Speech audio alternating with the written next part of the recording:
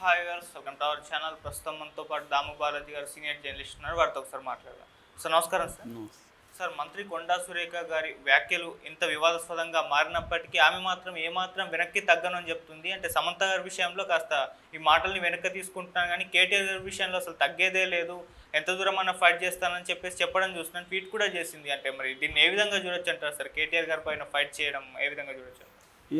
నిజానికి దీనికి మూలం ఏంటంటే ఈమె ఒక సభలో ఈమె మెడలో రఘునందన్ రావు ఒక దారానికి సంబంధించిన ఒక పూలు కాదు దారమాల వేశారు.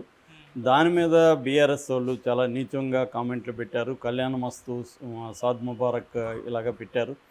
దాంతో ఆమె హర్ట్ అయింది, కన్నీళ్లు పెట్టుకునింది, తీవ్రంగా మాట్లాడింది. అప్పుడు దానికి సమాధానంగా హరీష్ రావు సారీ చెప్పాడు. అట్లాగే కేడర్కి కూడా దీన్ని ఇట్లాంటి కరెక్ట్ కాదని హరీష్ రావు మాట్లాడాడు. దాంతో ఆమె హరీష్ రావుని మెచ్చుకుంటూ కేటీఆర్ని డిమాండ్ చేస్తూ కేటీఆర్ సారీ చెప్పలేదని ఆమె విరుచుకుపడుతూ కేటీఆర్ మీద ఎక్స్ట్రీమ్గా ఆమె మాట్లాడింది. ఎందుకంటే ఇప్పుడు ఇక్కడ ఒక ఇది కూడా కనబడుతుంది. హరీష్ రావు పట్ల కాంగ్రెస్ నాయకులు కొద్దిగా సాఫ్ట్ కార్నర్గా ఉండడం, కేటీఆర్ని ఎక్కువగా టార్గెట్ చేయడం అనేది బలంగా కనిపిస్తుంది మనకి. ఓవరాల్గా ఈవెన్ రేవంత్ రెడ్డి కూడా మాట్లాడేటప్పుడు కేటీఆర్ మీద చాలా తీవ్ర స్థాయితో విరుచుకుపడతాడు. కేసీఆర్ హరీష్ రావును కొద్దిగా ఇది చేస్తారు వీళ్ళు.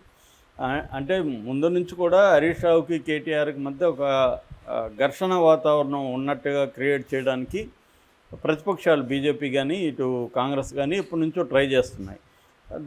దాన్ని జాగ్రత్తగా కేసీఆర్ డీల్ చేసుకుంటూ వచ్చాడు. అందుకే మీ వారసుడు ఎవరని TV9 ఇంటర్వ్యూలో కూడా ఆయన తేల్చలేదు. ప్రజలు నిర్ణయిస్తారు తప్ప నేను నిర్ణయించేది ఏం లేదనేది ఆయన చెప్పేశాడు. అంటే వాళ్ళిద్దరిలో ఒకరు వారసుడని ఆయన చెప్పలేదు. సో ఈ ప్రాబ్లం ఉంది. ఇక్కడ కూడా ఈమె దాన్ని వాడుకొని కేటీఆర్ మీద తీవ్రమైన విమర్శలు చేయడం మొదలుపెట్టింది. దాంట్లో ఆమె ఎక్స్ట్రీమ్కి వెళ్ళిపోయి కేటీఆర్ నాగార్జున కన్వెన్షన్ని కోల్చకుండా ఉండాలంటే సమంతను తన దగ్గరకు పంపాలని నాగార్జున అడిగాడు. నాగార్జున పంపడానికి సిద్ధమైపోయాడు. నాగ చైతన్యతో చెప్పాడు. ఇద్దరు కలిసి సమంతని కేటీఆర్ దగ్గరికి పొమ్మని ప్రెజర్ చేశారు. ఆ ప్రెజర్ని తట్టుకోలేకే ఆమె విడాకులు ఇచ్చేసింది అన్న కామెంట్ చేశాడు. దాంతోపాటు ఆమె హీరోయిన్లందరికీ ఇతను కేటీఆర్ డ్రగ్స్ అలవాటు చేశాడు, హీరోయిన్లతో ఇతను పడుకున్నాడు. దానితో వాళ్ళ ఆ ఎఫెక్ట్తో హీరోయిన్లు చాలామంది త్వరగా పెళ్లి చేసుకొని వెళ్ళిపోయారు. ఇది ప్రధానంగా రకుల్ ప్రీత్ సింగ్ గురించి నా మాటలు.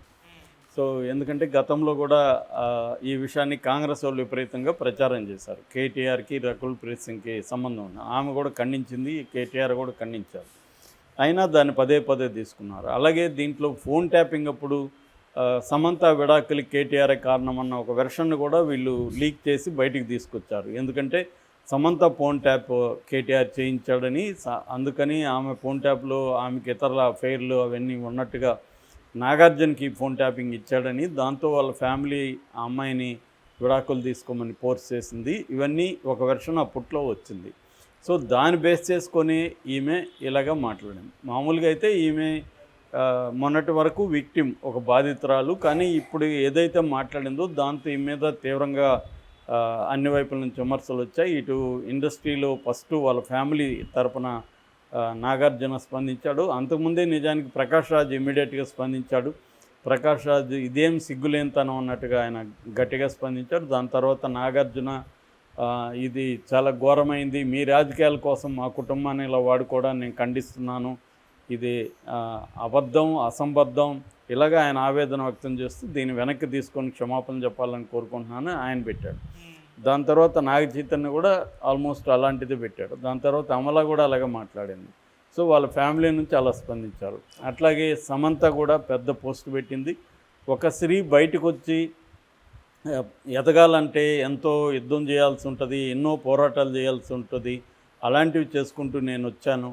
నేను ఎప్పుడు మా ఇద్దరు విడాకులు అమికబుల్గానే జరిగింది, పరస్పర అంగీకారంతో సహృద్భావ వాతావరణంలో జరిగింది తప్ప ఎటువంటి గొడవలు మేము వేసుకొని విడిపోలేదు. ప్లాన్ చేసుకొని మేమిద్దరం కలిసి ఉండలేమని విడిపోయినాం. దీంట్లో ఎటువంటి రాజకీయ కుట్ర లేదు, మీరు కూడా ఒక స్త్రీగా మీరు అర్థం చేసుకోవాలి, మీరు ఇలాంటివి చెప్పకండి అని ఆమె గట్టిగానే మాట్లాడింది. ఆమె ఆవేదనకి స్పందించిన కొండా సురేఖ కూడా మీరు నాకు ఎంతో ఇన్స్పిరేషను, నేను మీరు బాధపడుంటే ఈ వ్యాఖ్యలను వెనక్కి తీసుకుంటున్నాను అనేది ఆమె స్టేట్మెంట్ ఇచ్చింది. అక్కడ కూడా ఆమె ఏమి సారీ చెప్పలేదు. నిజానికి ఎవరైనా కూడా సారీ చెప్పాలి, క్షమాపణ చెప్పాలి. ఎందుకంటే అదేదో నోరు జారనింది కాదు. కానీ ఆమె సారీ చెప్పలేదు. వెనక్కి తీసుకుంటున్నాను, సమంత మీద చేసిన వ్యాఖ్యల్ని వెనక్కి తీసుకుంటున్నాను అనేది ఆమె చెప్పింది. అట్లాగే ఇండస్ట్రీలో ఇటు చిరంజీవి కానీ, నాని కానీ, జూనియర్ ఎన్టీఆర్ కానీ, మంచులక్ష్మి కానీ, తర్వాత మన ఆర్జీవి కానీ, వీళ్ళందరూ కూడా తీవ్రంగా చేశారు. ఇంకా చాలామంది చేస్తున్నారు. ఇంకా ట్వీట్లు వస్తూనే ఉన్నాయి, వాళ్ళ అభిప్రాయాలు చెప్తూనే ఉన్నారు. అంటే ఇది అన్ని వైపుల నుంచి ఈమె చెప్పిందని ఖండిస్తున్నారు. రెండోది, కాంగ్రెస్ పార్టీ సినిమా ఇండస్ట్రీని టార్గెట్ చేస్తుందా? ఎందుకంటే బీఆర్ఎస్ సినిమా ఇండస్ట్రీతో ఫ్రెండ్లీగా ఉన్నింది, వాళ్ళకి ఏం కావాలన్నా హెల్ప్ చేస్తూ ఉన్నారు, హైదరాబాద్లో ఇబ్బంది లేకుండా చూసుకున్నారు బీఆర్ఎస్ వాళ్ళు. కానీ కాంగ్రెస్ డే 1 నుంచి కూడా గద్దర్ అవార్డులు ప్రవేశపెట్టడం, దాని పట్ల సినిమా ఇండస్ట్రీ స్పందించలేదని ఈయన టార్గెట్ చేయడం, రేవంత్ రెడ్డి సినిమా ఇండస్ట్రీ మీద, తర్వాత చిరంజీవి స్పందించడం, ఇలాగంతా చేశాడు. అన్నిటికంటే ఘోరం ఏంటంటే ఎన్కన్వెన్షన్ని కూల్చేయడం. ఎన్కన్వెన్షన్ ఒకటే కూల్చి మిగతావి ఏవి కూల్చకపోవడమే ఇక్కడ డౌట్ వస్తుంది. మిగతా పెద్దవాళ్ళు చాలామంది ఆక్యుపై చేసినవి కూడా ఉన్నాయి, అవన్నీ కూల్చుంటే మనకి రేవంత్ రెడ్డి మీద డౌట్ రాదు. కానీ ఎన్కన్వెన్షన్ని కూల్చడం వెనక ఖచ్చితంగా ఏదో కాన్స్పిరసీ ఉందనేది ఇవాళ అందరూ కూడా నమ్ముతున్నారు. అంటే నాగార్జునని ఇబ్బంది పెట్టాలి, రెండోది దీన్ని డైవర్షన్కి వాడుకోవాలి, తన హామీలు నెరవేర్చలేకపోవడం, తన పాలన ప్రజారంజకంగా లేదు, రైతు బంధు సరిగా జరగలేదు, రైతులకు ఇస్తానన్న రుణాల మాఫీ అనేది జరగలేదు, అట్లాగే ఇంకొన్ని హామీలు సిలిండర్ కావచ్చు, ఇలాంటి 6 గ్యారంటీలు అన్నీ కూడా సక్రమంగా జరగట్లేదు. కాబట్టి దాని నుంచి డైవర్షన్కి ఈ హైడ్రాని తీసుకొచ్చి నాగార్జునది కొడితే సెన్సేషన్ అవుతుంది అని చెప్పి దాన్ని చేశాడు తప్ప, నిజంగా ఆయన చెరువుల్ని ఆక్యుపై చేసుకున్న అనేక ఫామ్ హౌస్లు, గెస్ట్ హౌస్లు, విల్లాలు అన్నీ ఉన్నాయి. వాటి జోలికి పోకుండా ఇప్పుడేమో మళ్ళీ పేదల మీదకి వెళ్ళాడు. మూసీ ప్రాజెక్టు పేరుతో 10,000 మంది పేదల్ని ఆయన ఇల్లు ఖాళీ చేసే కార్యక్రమంలోకి వెళ్ళిపోయి రెడ్ మార్క్ చేసి పెట్టారు. ఇప్పుడు సైలెంట్గా ఒక్కొక్క ఇంటిని కూలగొట్టుకుంటూ వెళ్తున్నారు.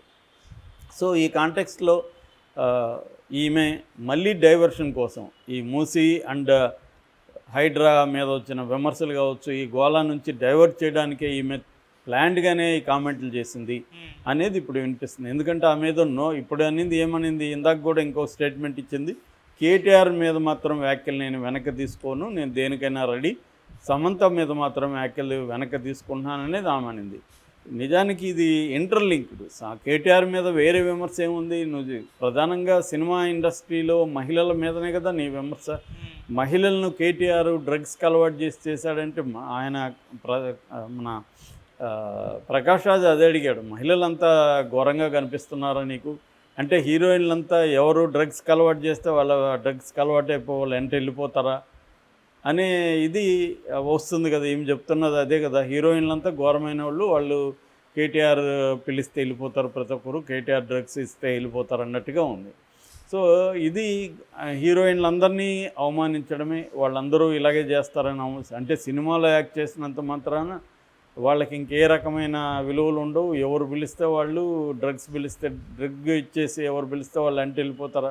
నిజానికి అసలు ప్రాక్టికల్గా కూడా సాధ్యమా? ఒక హీరోయిన్ తన కెరీర్ బాగుండాలంటే ఆమె ఎంతో కష్టపడాల్సి ఉంటుంది, హార్డ్ వర్క్ చేయాల్సి ఉంటుంది, ఫోకస్ చేయాల్సి ఉంటుంది, అవన్నీ ఉంటాయి వాళ్ళ ప్రాబ్లమ్స్ వాళ్ళకు ఉంటాయి. అవన్నీ పక్కన పెట్టి వీళ్ళు కేవలం దీనికి అయిపోయారు. చాలామంది డ్రగ్స్ వాడి త్వరగా పెళ్ళిళ్ళు చేసుకొని వెళ్ళిపోయారు. ఎవరు వెళ్ళిపోయారు?